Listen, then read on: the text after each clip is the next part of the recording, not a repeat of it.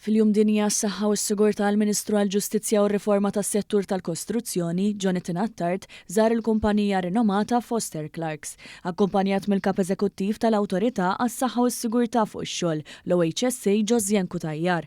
L-iskop ta' żjara bħal oħrajn hu li jiġu apprezzati ħaddiema fuq l-antijiet tax-xogħol differenti fejn is-saħħa u s-sigurtà tagħhom kollha qed tiġi salvagwardjata.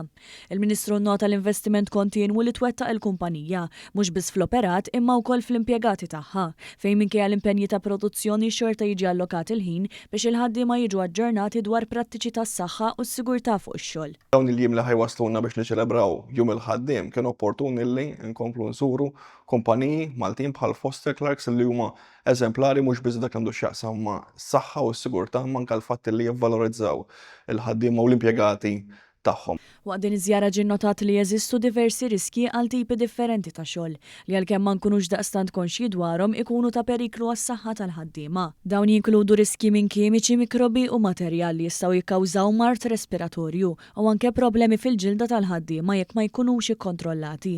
Id-direttur tal-operat tal-kumpanija Paul De Manuele irrikonoxxa l-impenn tal-Gvern li jirriforma s-settur.